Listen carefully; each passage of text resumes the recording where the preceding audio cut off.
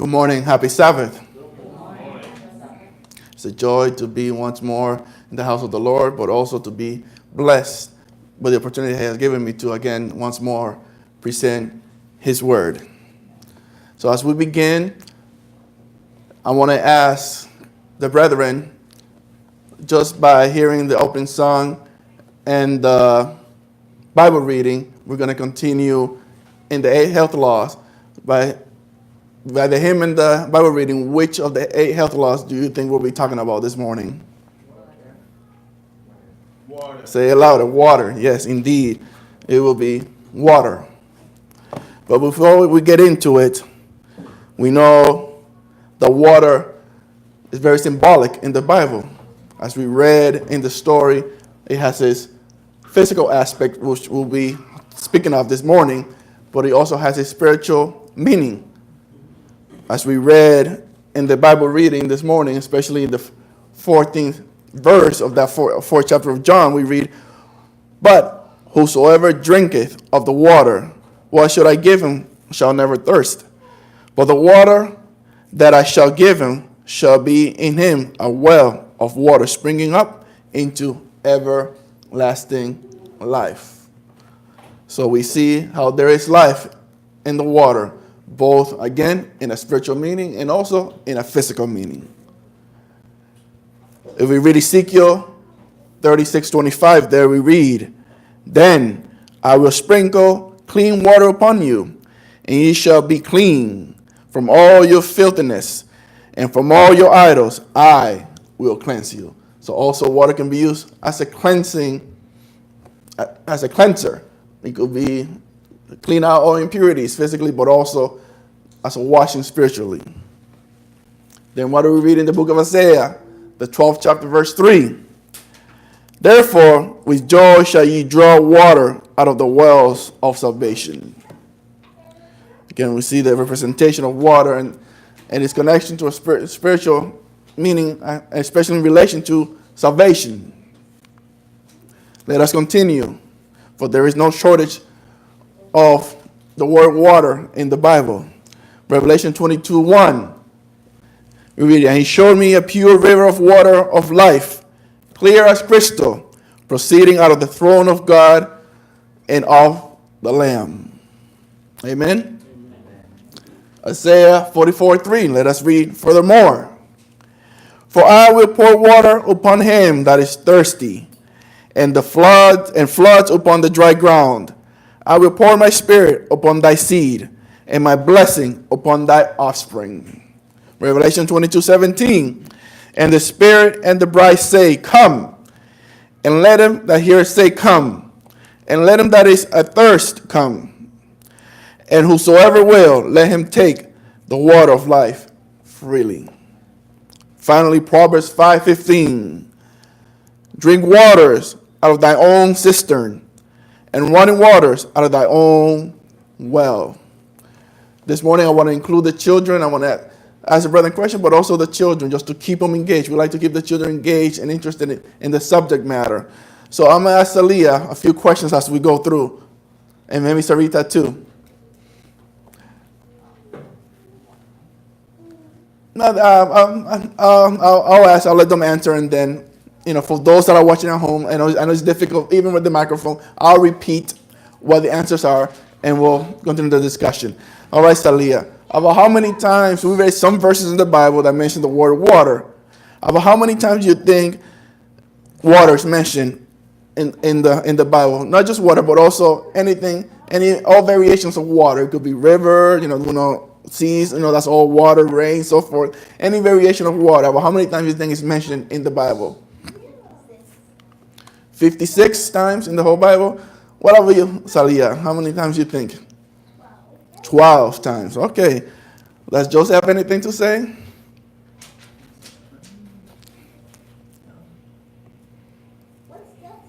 Okay. He doesn't have a number right now. Okay, let me ask the adults. Any of the adults could take a guess of how many times water or its variations is mentioned in the Bible? And no, let's not Google. I see some people on the phone. 200. Any other guesses quickly? What was that? You haven't counted them. 10. 10? Okay. 750. Anybody else? Yes, ma'am. 700. Okay, anybody else? About 850. Okay, our brother here, he was the closest.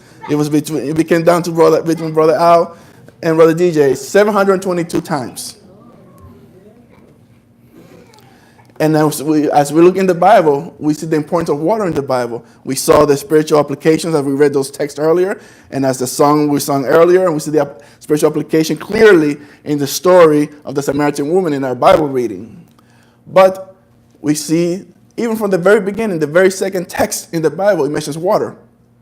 And then the last time it's mentioned, it's only 5 verses from the last verse in the Bible. So all the way from the first chapter in the Bible to the very last chapter in the Bible, water is mentioned. And never mind all the times in between. Like I said, whether it be the actual word water or rain, the latter rain in the former rain. We see in the river of Jordan, the river of Euphrates, and various rivers throughout the Bible. Seas. It also mentions the seas and all different forms throughout the Bible. Remember the case of in Israel, with King Ahab and the prophet Elijah, we didn't have rain for 3 years, and finally Mount Carmel, the time the water was poured out into the altar.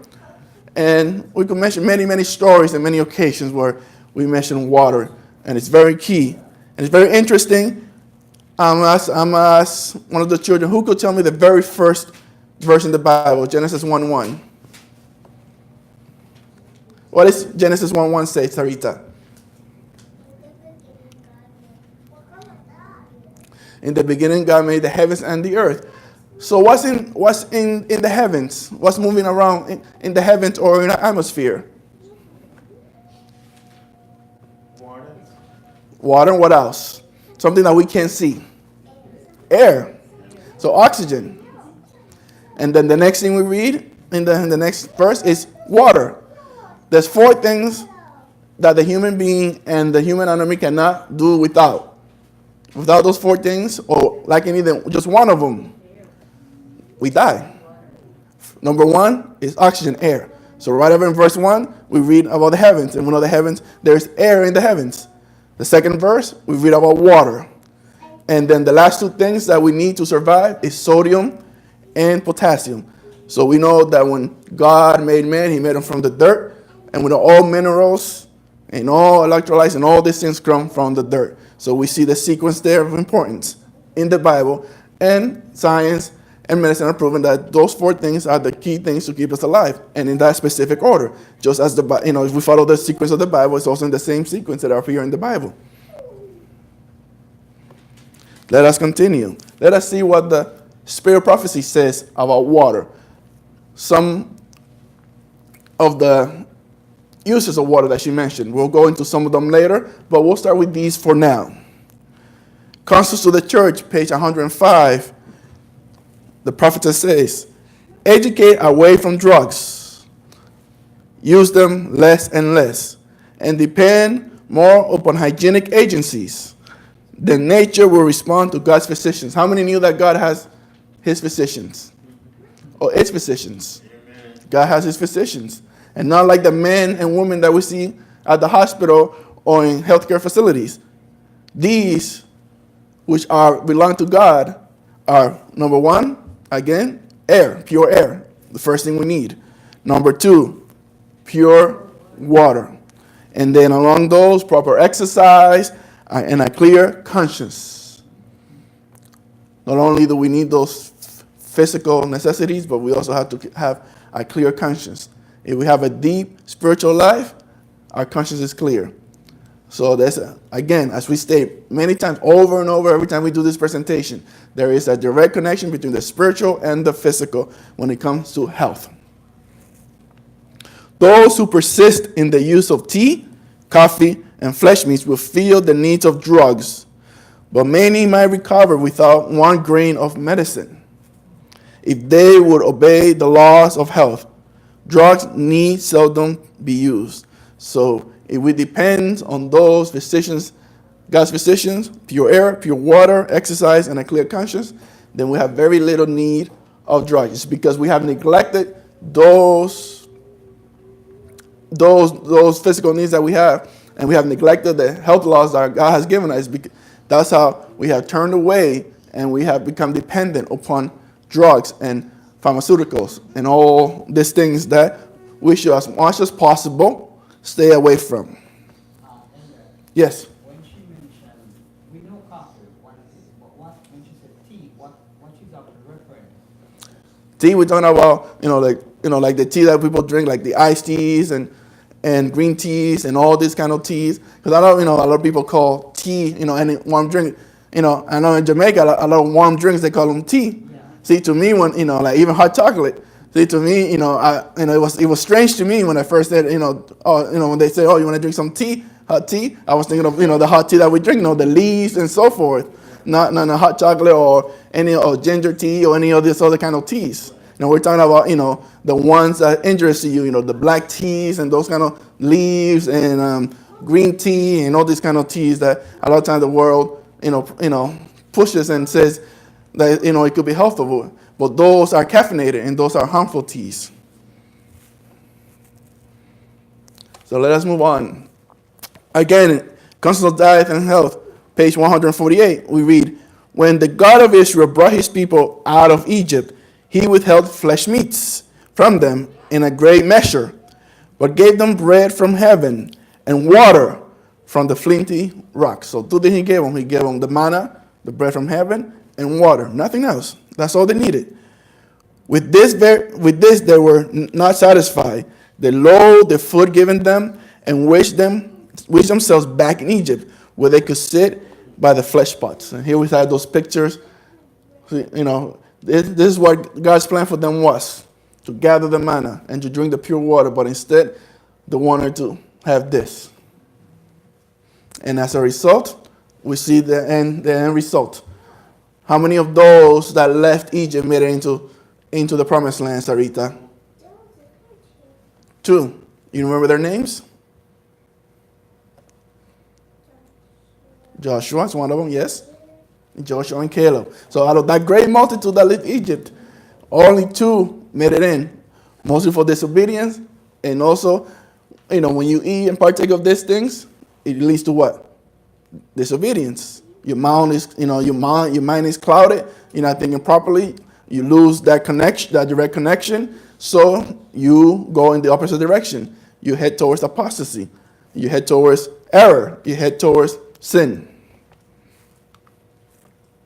Continuing, Christian experiencing and teaching. And here she's telling the story of a dream that she had about her husband. She was concerned about her husband being away and his health. And the Lord gave her this dream. She said, I felt sad that he did not offer me some of the water. She saw this water in the dream. And she very much liked that, to partake of that water. So she said that she felt sad that he did not offer her some of the water, speaking of her husband. Said he, there is a secret spring at the bottom of this river which cures all manner of diseases. And all who obtain it must plunge at a venture. No one can obtain it for another. Each must plunge for himself. As he drank the glass of water, I looked at his countenance. His complexion was fair and natural. He seemed to possess health and vigor. When I awoke, all my fears were dispelled, and I trusted my husband to the care of the merciful God, fully believing that he would return to me in safety. Now, let me ask a question to the adults this time. When we're reading this specific dream, we see the analogy with physical water and physical health. But was it more than just that? What was it really talking about, Pastor Walker? Spiritual aspect of it. Spiritual aspect. He said, no one can obtain it for you. Everybody must do it on their own. Just as we look towards Christ and we look for his salvation. No one can do it for you. Everybody must plunge themselves into the Lord, into Christ, and seek that healing water for themselves. Concepts of diet and food and health. Page 304. Many are living in violation of the laws of health and are ignorant of their relation, their habits of eating, drinking, and working sustain to their health. They were not aroused to their true condition until nature protests against the abuses she is suffering by aches and pains in the system. If even then the sufferers would only command to work right and would resort to the simple means they have neglected, the use of what? Water and what? Proper diet. Nature would have just the help she requires, and which she ought to have long before. If this course is pursued, the patient will generally recover without being debilitated. So again, here we see the importance of water. We know the importance of diet, but without water, diet is not going to do it by itself. And without diet, water would not do it by itself. They each complement each other. So we have to have a balance, and we need that water. I notice that I see a lot of bottles of water. I want to see how many are following the example. How many have your bottles of water this morning with you, or water with you? I see quite a number of the brethren are already practicing the good habit, and they have their bottle of water with them. And oftentimes when we're here at the church and we don't have our water, stored in the bag, we kind of get concerned that the brethren need their water. We need to have our water, so we always make sure that we have our water here. We understand the points of water, but I also want to speak to those who are watching online that may not have this knowledge. We want to share this knowledge with you, so you may also participate and move towards a better, healthful living. I understood that a greater portion of our brain is liquid. Yeah, we'll get into those percentages shortly. Yeah, we'll get into the percentages and so forth of our makeup, our physical makeup. Okay, the importance of water. So we know that a person can live without food for how long? Without looking at the screen, Salia. Don't look at the screen. How long you think you can live without food? How many days or how many weeks? 3 days? Okay. What do you say? How about a week without food? Okay, we could live about a month, so about 4 weeks without food. But don't look at the screen. About how long without water? 3 days? Okay, we start under 3 days. I'm sorry? 0 days? No, we could live sometime without water. Okay, I'll give you the answer. 7 days. So we could go a month without food. We only could go a week without water. So here we see the importance of water, even before the physical food. And then the European Hydration Institute, back in 2013, stated the following. It says, dehydration has also been shown to adversely influence decision-making. See, so it's not only the food that we eat or all the things that we drink, but if we don't have water, it affects our decision-making. And it has to go back to what Pastor Walker was saying. Our brains are made of a certain percentage of water, and it needs water. So when we lack that water, our brains are not functioning properly. So it says it adversely affects, influences decision-making and cognitive performance, which may contribute to a decline in productivity and could be associated with an increased risk of work-related accidents. Here he's talking about the workplace. It could lead to accidents, but if our mind is not sharp and functioning properly, spiritually speaking, what else could happen? Who has control at that point? The enemy takes control. Just as we mentioned it many times before, when we don't practice the health message and our minds are clouded and not functioning as it should, then the enemy takes control. Likewise, when we lack water and we are dehydrated, our brains are affected, our minds are clouded, and we open ourselves to the attacks of the enemy. So we can make wrong decisions if our mind is not under dehydration. Right, we can make wrong decisions. Our minds are dehydrated. The brain is not getting its water, and it's not working properly. So cognitively, we're not functioning as we should. So our minds are clouded. We cannot think straight. We're going to be disoriented at times, a little dizzy. We're dehydrated. So even our judgment can be off too? Our judgment could be off too. Yeah, if you're Driving our Right, right. Yeah, if dehydrated, like I said, it's work-related accidents. I'm sure it's not just, inputting wrong numbers, if you're an accountant. I'm sure also if you're a driver, I know your brain is clouded. You're not sharp. If you need to react quickly and, you need to be one step ahead of everybody else, on guard, you're going to suffer. Your brain is not sharp. All right, Salia and Sarita and Joseph, if he wants to answer. We, as Pastor Walker was saying, our brains, and as I said, our bodies are made up of so much water. About how many gallons of water do you think makes up our body on average? 2 gallons? Sarita? 200 gallons. Anybody else? I'll open it to the adults as well. About how many gallons make up the human body, an average human body? 15 to 20. Is there another guess here? Anybody else? Okay, we'll give the answer in the interest of time. 10 to 12 gallons, depending on the size of the person. And then, the answer's up there, our body's made up of about 75% of water. So there used to be an old joke that used to say, those that can't swim, it shouldn't be that hard. If you're made up 75% of water, you should be able to, mix it in with the water and swim without any problems. But, that's just an old joke that people used to say. Interesting enough, about what percentage of the earth is made up of water, of the physical earth, between comparing land and sea. That was the same. But the present earth. What were you going to say, Sarita? 90? Close, you're a little closer this time. Brother Sean has about 3/4 of the earth is water. So just like our body, about 3/4 of our body is water, so about 3/4 of the earth is water as well.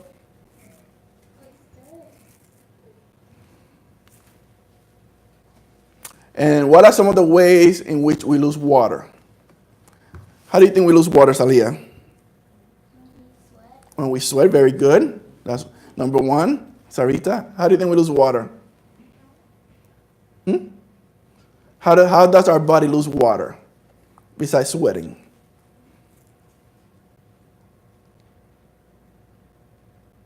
Any answers? Anybody want to help her?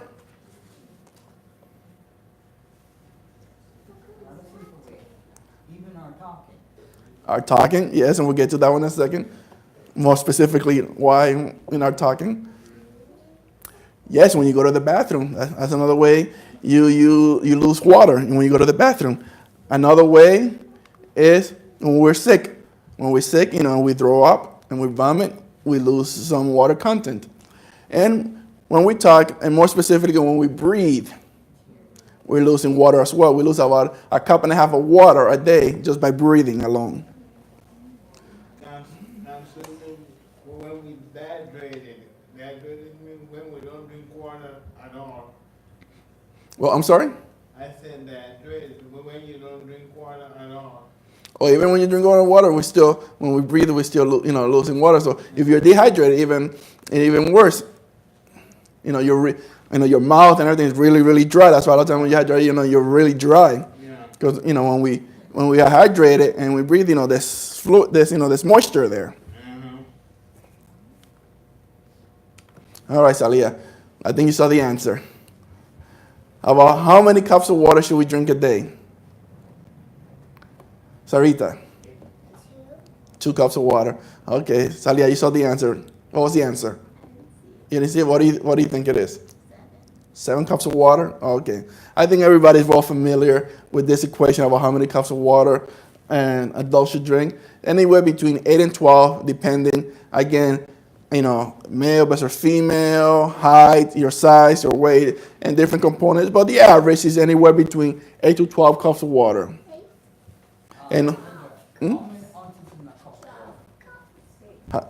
okay, we got the answer right there. Say it louder. The question was asked how many ounces in a cup of water, and the answer was given 8. That is correct. 8 ounces in a cup of water. Which the average, those little cups that we usually drink from, those white cups, plastic cups and so forth, they're usually about 10 ounces. So if you drink one of those cups, it's about right. And again, it also depends on your physical activity, not just your size and your makeup, but also how active you are. If you're more active, you're gonna sweat more, so you're gonna, need some more water as well. So that does not mean people to your weight. It depends on your height, your weight as well. But also, apart from those, if how active you are. Because if you're not that as active, you're not gonna be sweating out as much.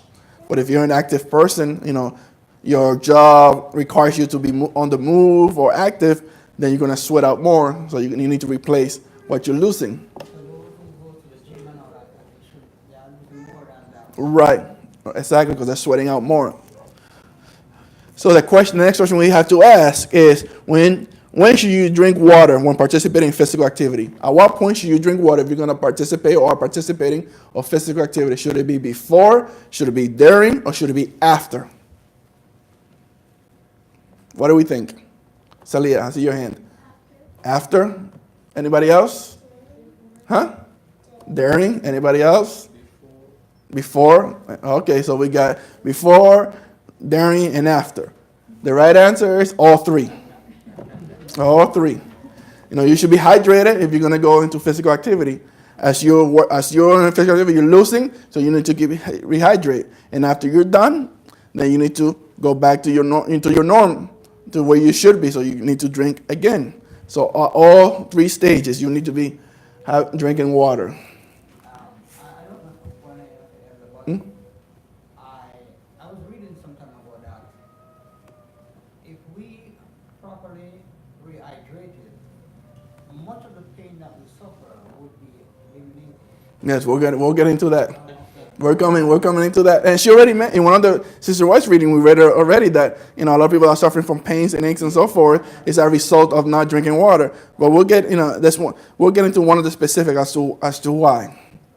And now we're going to get into the benefits of drinking water. So now that was a good segue leading into, the benefits of drinking water. And again, this is the number one, connecting to what you said, it lubricates the joints. They said a cartilage found in joint and disc and the disc of the spine. So in between our joints and between, the space in between our spine, our spinal cord, there's cartilage. And then those cartilage contains about 80% of water. So if you're dehydrated, those chocolate sulfurs, so we say like in cars, are not lubricated, or they don't have enough fluid, then they're not filled to provide that cushion. So if they're not as cushioned as should be, there isn't as much cushion there, your joints are gonna feel it, and your back is gonna feel it. So a lot of people that suffer from back pain and so forth, a lot of times it might be a sign of that they're not drinking enough water.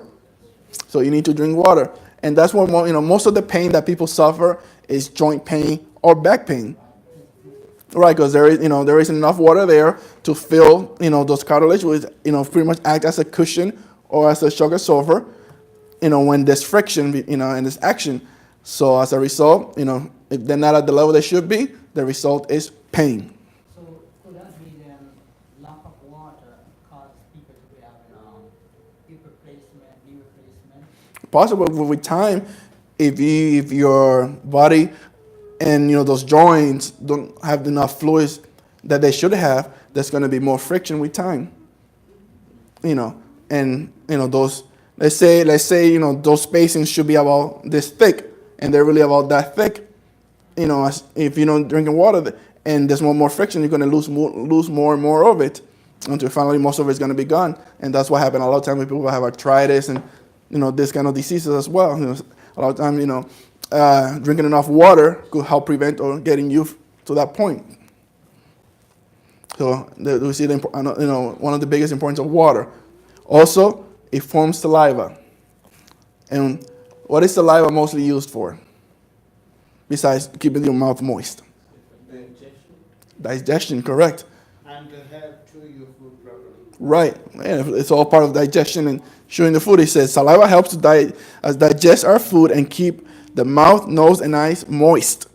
So see, it's not just your mouth, but also your nose and your eyes. Saliva keeps them moist. This prevents friction and damage. Drinking water also keeps the mouth clean. Consumed instead of sweetened beverages, it can reduce tooth decay. So instead of drinking sweets, these juices and high sugar content, which we know sugar leads to tooth decay. If you drink water instead, It also prevents tooth decay. So that's another way of getting rid of pain. Because, as many who have experienced, tooth decay and tooth pain, it's not a comfortable feeling. So let us drink our water and let us keep, our eyes, our nose, our mouth, hydrated and moist. So if we drink more water, we can lubricate that instead of buying false tears to drop in the high. Dry eyes, right? Right. So, if you drink enough water, they should be lubricated. There should be enough moisture there, unless you have another condition that's affecting your eyes. But if you're, a pretty normal person in a pretty normal state of health, drinking enough water should alleviate and keep your eyes moist. And I don't know if the children know this, but and the adults could help them. What two elements make up water? Remember back to science class, water was also called what? H2O. So H is for what? And the O is what? Oxygen. So when we drink water, we're getting our oxygen. So it says there is oxygen throughout the body. Blood is more than 90% water, and blood carries oxygen to different parts of the body. So one of the functions of the red blood cells is to carry oxygen throughout the body. And the blood, 90% of the blood is made out of water. And we know that the blood carries what? The blood is what of the human person or the animal? It's the life. And here we're reading that 90% of that life is water. So here we take a relation of how important also, again, is to have our proper intake of water. And this one's pretty obvious. It boosts skin health and beauty. So if you drink enough water, your skin is hydrated. It's not going to be wrinkled. It's not going to age quicker. So you want to have the proper hydration of your skin, of your body. So with hydration, the skin become more vulnerable. With dehydration, the skin can become more vulnerable to skin disorders and premature wrinkling. Not just the sun could give you premature wrinkling, but also the lack of water. And again, going back to the brain, it says it cushions the brain, spinal cord, and other sensitive tissues. Dehydration can affect the brain structure and function. It is also involved in the production of hormones and neurotransmitters. Neurotransmitters is what communicates, through the nerves. It's, those messages that the nerve sends from the brain all the way down to your toes are transmitted to neurotransmitters. So if you're lacking water, your brain is suffering, and those neurotransmitters from your brain to communicate to the rest of the body are being affected. So the communication is affected. It says prolonged dehydration can lead to problems with thinking and reasoning, going back to what we said earlier. And obviously, when we're hot, when we're we come back from the heat outside, we drink water to cool off. So it regulates body temperature. It says water is stored in the middle layers of the skin, comes to the skin surface as sweat when the body heats up. As it evaporates, it cools the body, especially those that are active or play sports and so forth. So a lot of people see sweat as a negative thing, something that is undesirable, that it might not smell too properly, but it's part of our mechanism to cool the body, to keep the body in homeostasis at its proper working level. So some scientists have suggested that when there is too little water in the body, heat storage increases and the individual is less able to tolerate heat strain. So obviously, dehydrated, the heat's going to affect you more and more. Also, the digestive system depends upon it. So if you don't have enough water, enough fluids in your digestive system, everything kind of will clog up. It says the bowels need water to work properly. Dehydration can lead to digestive problems, constipation, and overly acidic stomach. So if we're not drinking enough water, those hydrochloric acids in the stomach might become, reach a level of excess. And so we need the water to kind of level it off. And if we're not drinking enough water, all the matter, there's not enough fluids to help it push it out. It basically becomes not as moist, a little drier, so it compacts. Yeah, it just compacts. So you could become compacted.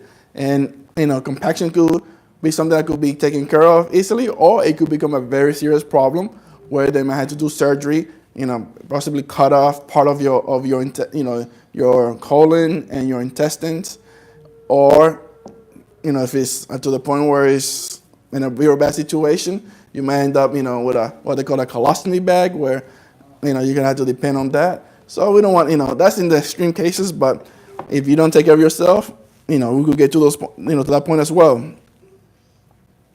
It flushes body waste. It says water is needed in the process of sweating and removing urine and feces. So again, as you said, we need to have water to pass all those things out. And then if we don't have enough water, where the urination, where does it begin at? Which organs? The kidneys. So if you're not drinking enough water, your kidneys are going to also suffer. They're also going to be affected. So you need enough water to keep your kidney hydrated and moving that waste out. Can a person drink too much water Yes. and it overloads the kidney? Go overload the kidneys and go overload the cells. Earlier we stated that that the four most important things that the body needs, a human being, is air, water, sodium, and potassium. Now, the sodium and potassium, the reason why they're so critical and important in the body is they control the amount. Part of the work is to control the amount of water in the cells. So if there's misproportional sodium and potassium, or too much water in the cells, that leads to high blood pressure. That's one of the reasons why we develop high blood pressure. Because the cells are overloaded and there's too much fluid, and then there's too much pressure of overload, and then we have high blood pressure. So that's why we said about the air and the water, but also the sodium and the potassium are very important because they are very, very, very critical to the function of the cells, and they also help control the level of water in the cell. And if we don't drink enough water, the cell will have too much water, in the sense that it affects the function of the potassium and the sodium in the cells. So water is retained in the cells.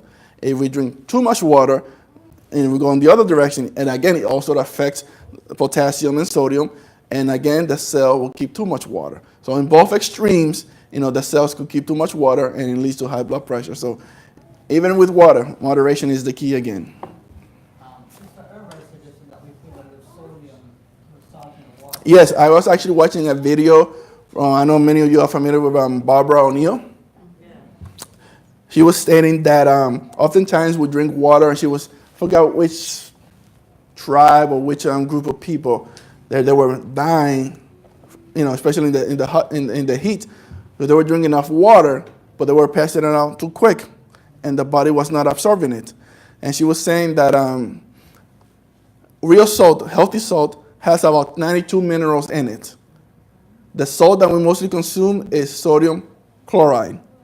So we got two components. So the table salt that we use is mostly, it's collected, whether from the earth or from the ocean. If it's from the ocean, it's dried up and then it's bleached and then it's used as table salt. It's only two components, sodium chloride.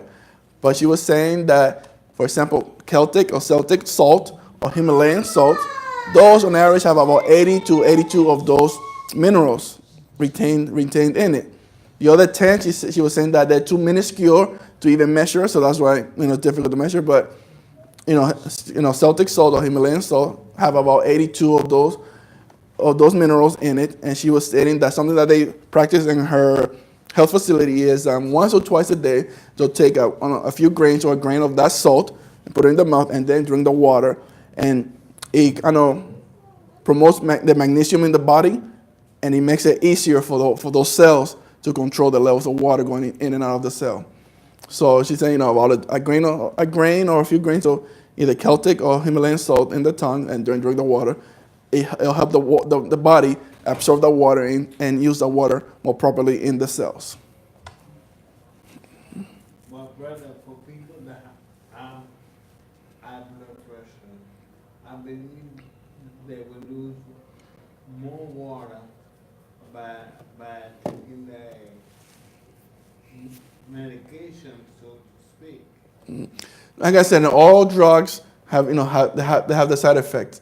So whether it may be dehydration or nausea and vomiting, like I said, vomiting, we read that's one of the ways you lose water in the body. So if you're using drugs, there are going to be some consequences. So my question is that we're talking about the burden of water. If I take I'm sorry. If I take my blood pressure medication, should I consume more water? You need to drink water regardless. Okay. Your body needs water regardless. Because I'm throwing it off because of the medication. Yeah. If your blood pressure is too high at the time, maybe don't drink as much water at that time. Okay. But your body still needs water. All the reasons we stated. Your brain, your body, your digestive system, all the things that we'll be talking about up here. For all those reasons, you need water. But obviously, if your blood pressure is higher, then maybe you're gonna have to scale back on how much water you take until that blood pressure is better. But you need to control the blood pressure. Yes. Is still water better? Like high pH water? High pH water, there's this whole thing about alkaline water and acidic water and so forth. There's going back and forth. Some people agree to it, some people don't agree to it. Our body, it's at the middle. 7.4 is our pH balance. So because of what we eat, we become too acidic. So that's why a lot of people drink the alkaline water to just kind of counteract all the acid, the acid levels that we have in our body from our lifestyles and what we eat and what we consume. But if we were eating a proper diet, we should be balanced. And water that's about 7.4, about where it should be, where normal pH is in our body, is appropriate. But then again, as you said, if your body's too acidic, maybe taking some water that's more on the base or more on the alkaline side to kind of balance it out or be appropriate. But if we are following a proper diet and we are where we should be, the water should be also at that same point. But again, because of the health practices that we have especially in this country, our bodies are too acidic. Again, continuing, it helps maintain blood pressure. A lack of water can cause blood to become thicker, increasing the blood pressure. And the blood becomes, blood again is made of what? It's made out of cells as well. And you got the plasma, you got the other components. But, the main component is the red blood cells, and those are cells. So if there is an improper level of water, as we say, those cells, overinflated or too much water in them. The airways need it. Also, our breathing, breathing tract, our respiratory tracts need it as well. He says, when dehydrated, airways are restricted by the body in an effort to minimize water loss. This can make asthma and allergies worse. So as we said, when we talk and we breathe, we release water. But when we're dehydrated, as we said earlier, there's an imbalance. So as a result, if we're dehydrated, our breathing is affected. The body doesn't want to let out more water out than is already lost. So as a result, asthma and allergies become even worse. It makes minerals and nutrients accessible. It says these minerals, speaking of minerals and nutrients, dissolve in water, which makes it possible for them to reach different parts of the body easier. It prevents kidney damage. We spoke about the kidneys earlier already. So the kidneys regulate fluid in the body. Insufficient water can lead to kidney stones and other problems. Oftentimes people drink, a lot of soda and carbonated drinks, and that's one of the things that lead to kidney stones, but also the lack of water. Not enough fluids moving things through, and the kidneys, they suffer. They don't have enough lubrication or enough fluids to do their function. So as a result, the stones develop a lot of times from too much sodium, or a lot of sodas and other things that lead to kidney stones. You have some people drink apple juice in place of water. Can that replace water? I'm going to show you some percentages soon. The way it says it suggests about fruits and vegetables. We get about 80% of our water comes from physical water that we drink, and 20% come from fruits and vegetables. Now, when it comes to juice, there's a little more water in the juice than if you were to eat the apple directly. But, juice and, are good, because we get the nutrients from the fruit, but it's still not pure water. And we read later one of the readings from Sister White, which talks about what God gave us to drink. It says weight loss. Water may also help with weight loss.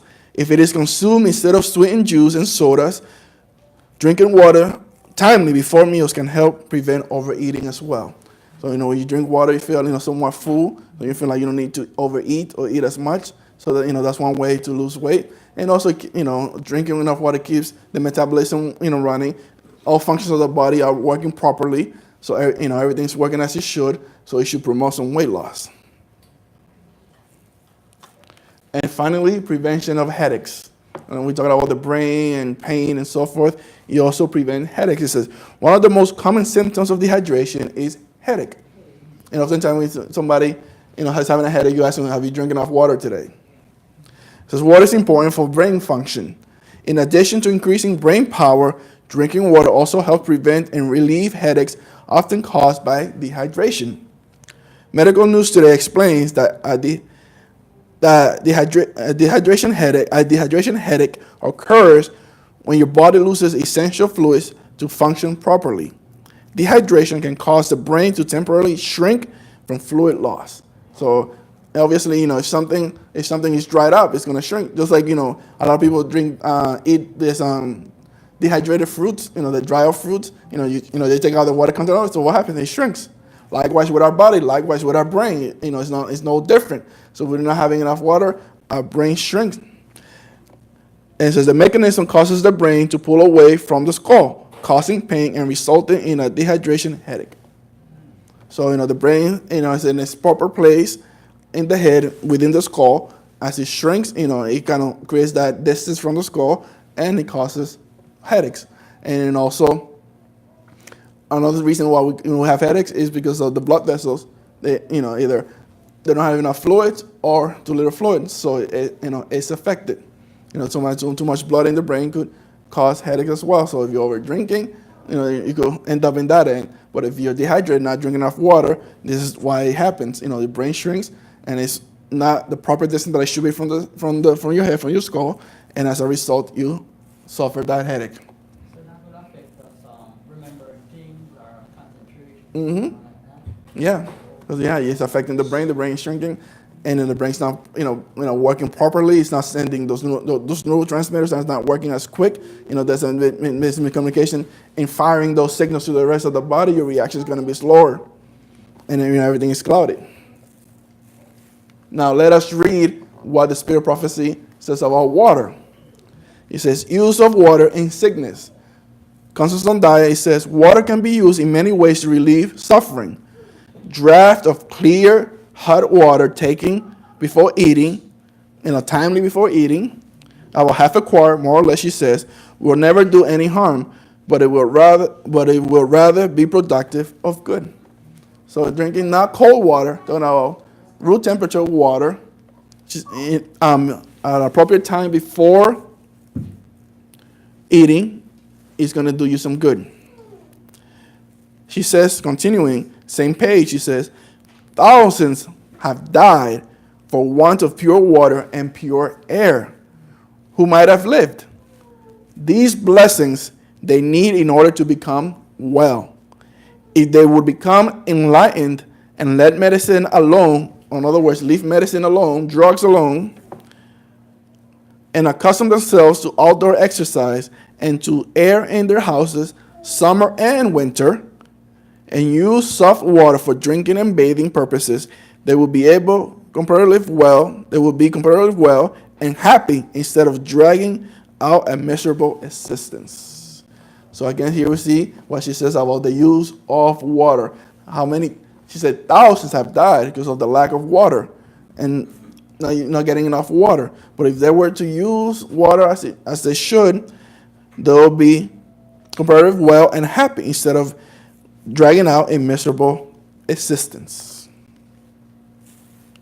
Now, in relation to fever, she says the following, the same page 419.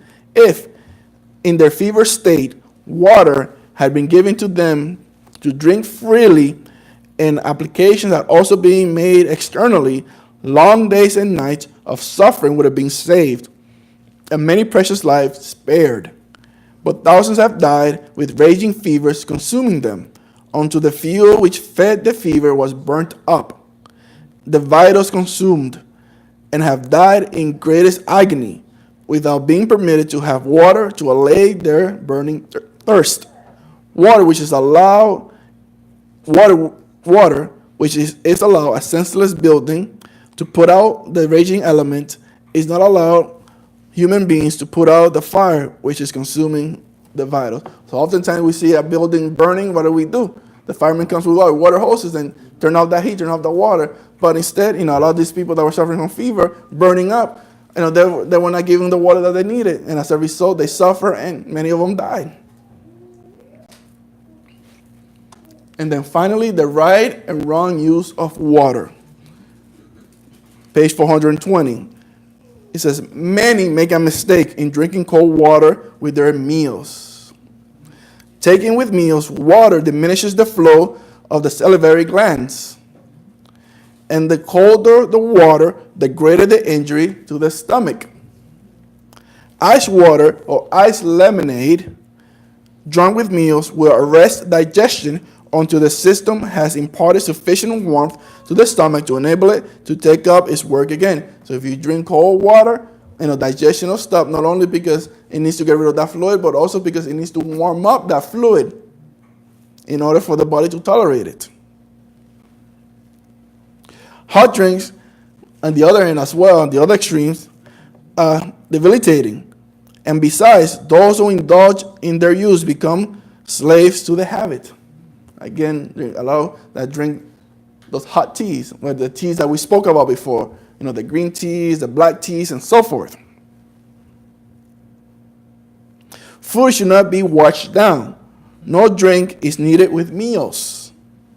Eat slowly and allow saliva to mingle with the food. The more liquid there is taken into the stomach with meals, the more difficult it is for the food to digest. For the liquid must first be absorbed. Do not eat largely of salt. Give up bottled pickles. Keep fiery spiced food out of your stomach. Eat fruit with your meals. And the irritation which calls for so much drink will cease to exist.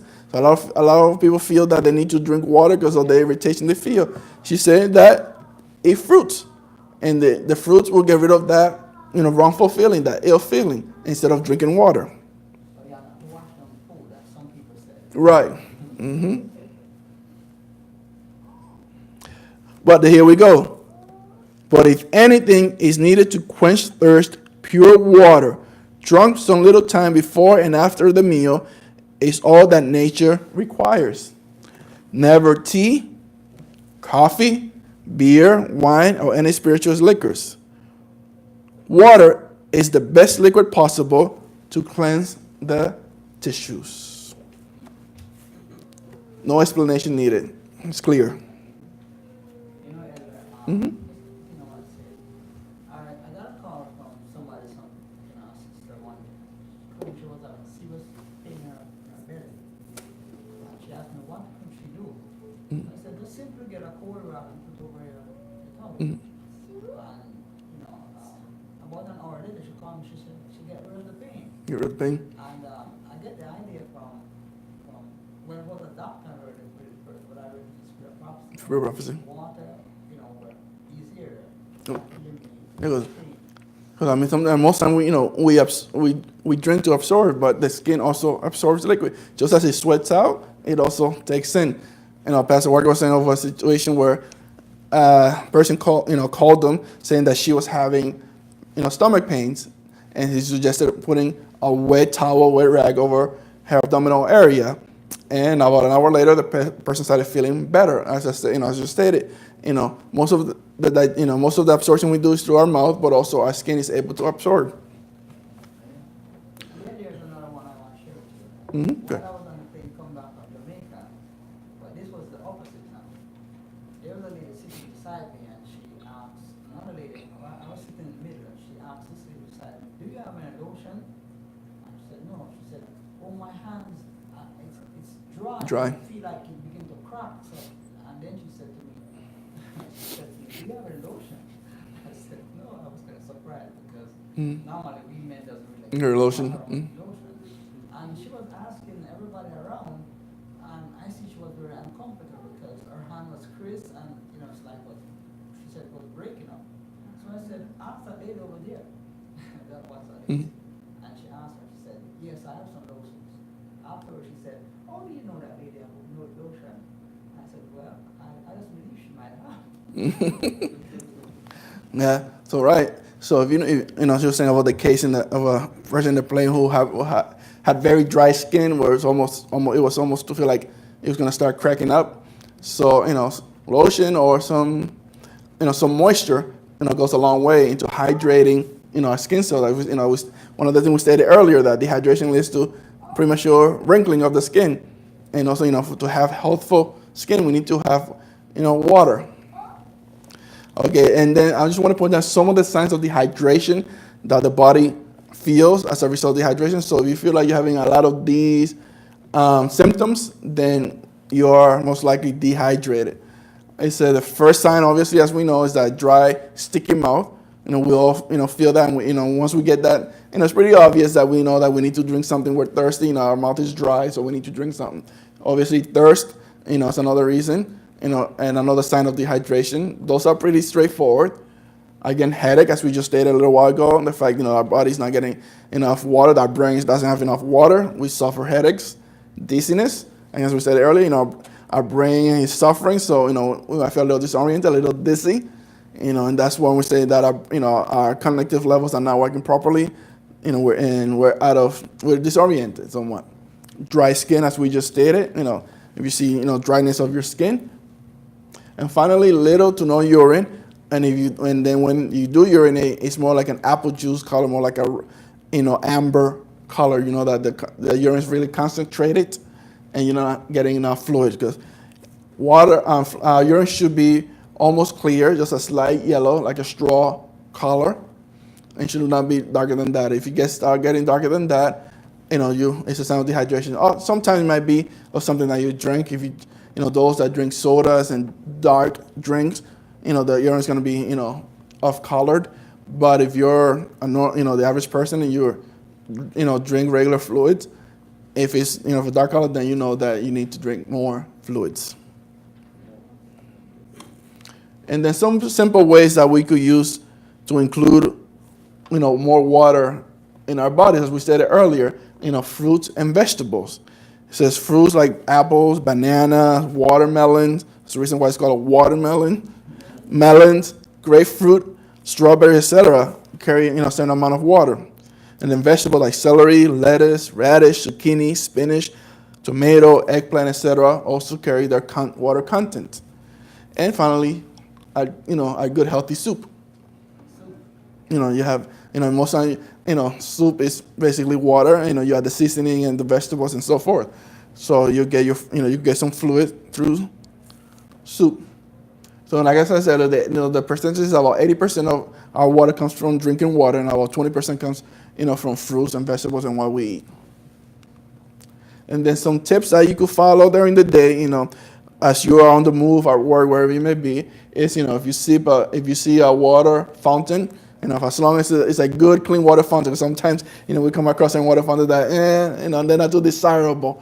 But if it's, a water fountain that it looks, clean and, and it's filtered, then, take a drink of water as you go by.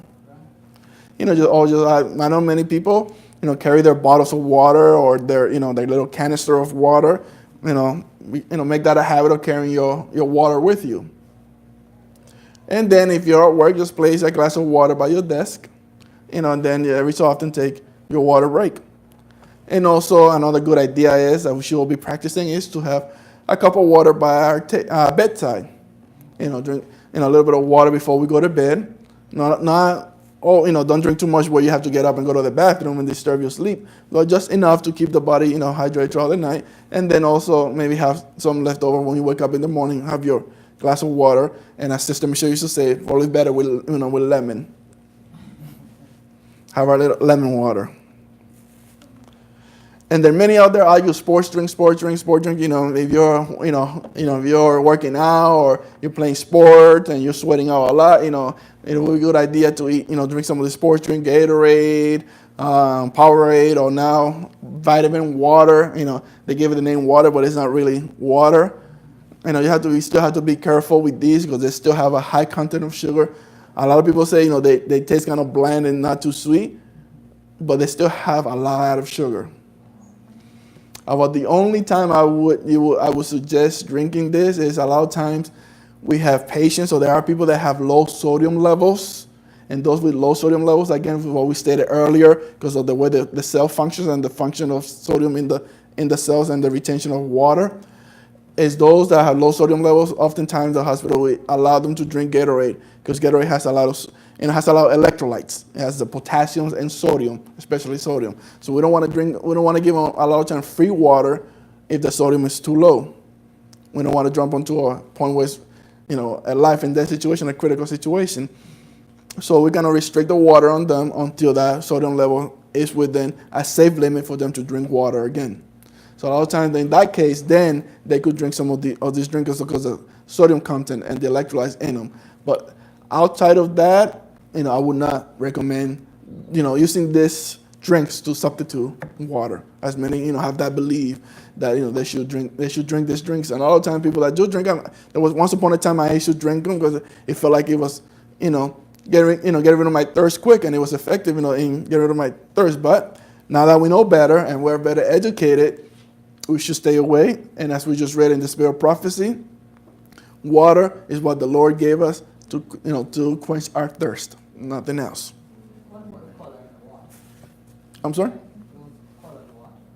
Those colored water? Yeah, the color. What's the coloring? Food coloring, basically. Just like any other food that has color, unnatural colors, all food coloring and chemicals and, and different stuff they add to it. So that, would you consider that dead food? No, that's what I'm saying, though, that not only the sugar level, but all the stuff they add to it. Like I said, as much as possible, stay away from that. Only in a situation where, you might need that quick, intake of sodium or potassium. In the case of an emergency, then maybe at that time. But we should not get to that point where we need it. Just like medications and drugs, we should not get to the point where we're gonna, rely on those things. There's times when it's a life and death situation, then we have to react quickly and do something quick, to keep that person alive. But if we are practicing the health message, we should not get to that point. And then I want everybody here to take a pledge. It said, you complete the sentence however you want. It says, the way I will increase my water intake is by, and you pick your own way. But the important thing is, I want, we're all being guilty at one time. A lot of us are guilty. Oftentimes, we don't drink enough water, and we really don't. We need to start drinking enough water. We just saw the whole presentation as to why the importance of water in our physical being. So let's take a pledge that as much, if we need that, pray about it, help, and ask the Lord to help us and push us, in that direction. Let's take this pledge, and whichever way is most effective for you, the idea is get your water whichever way, you can. And finally, I'll leave you with this thought. So pure water, a blessing. From Ministry of Healing, page 237. In health and in sickness, pure water is one of heaven's choicest blessings. Again, in health and in sickness, in both ways. You don't have to wait till you're sick, even in health. Now, pure water is one of heaven's choicest blessings. Its proper use promotes health. It is the beverage which God provided to quench the thirst of animals and man, as we just stated. He didn't give us the vitamin water. He didn't give us the Gatorade. He didn't give us the sodas. He didn't give us any of these things. He gave us water to quench our thirst. Not only us, but also his creation, his animals. Drunk freely, it helps to supply the necessities of the system and assist nature to resist disease. But that's the physical water. But more important than that physical water, we need our spiritual water. As we stated earlier, we need to go into the Lord and accept that salvation, that water which is life. And then going back to our opening text, he said, but whosoever drinketh of the water that I shall give him shall never thirst. But the water that I shall give him shall be in him a well of water springing up into everlasting life. And let us look forward to seeing that river that's coming from the throne of God, ushering from the throne of God once we get there. But as we said in our Sabbath school earlier, let us not look forward to heaven because of what we'll see there, but of whom we will see there. May the Lord bless you this morning. I'm going to ask Pastor Walker to come forward and close with prayer.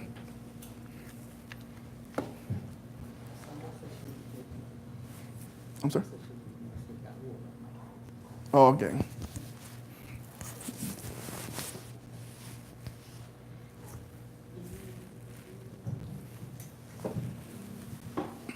Heavenly Father, we come before your throne this morning in the name of Jesus, our great high priest. Father, we thank you for the study that we had this morning on water. First of all, the spiritual water, which is Christ himself, can offer us.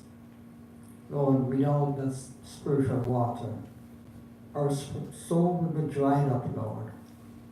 We this morning ask you, as the woman at the well said, even so, Lord, give us of that water, so that we can be, Lord, like a living spring of water that you said that will flow from us. And others can see or thirst for spiritual truth to be drawn to you. Also, Father, for the physical aspect of it, that we might maintain some mind healthy bodies. We pray, Father, that this study that we had might not go through one year and through the other, but may we, Lord, ingest this study and that we might apply it to our life and help others who are in need of both the spiritual and physical aspect of water. Bless us continually and be with us for the rest of the day. Bless the food we are going to partake, Lord. We thank you for the providence of the food and for those who have provided. Bless us continually, we pray, and ask in Jesus' name. Amen. Before we dismiss, let us sing the opening hymn one more time as we close and just before we dismiss.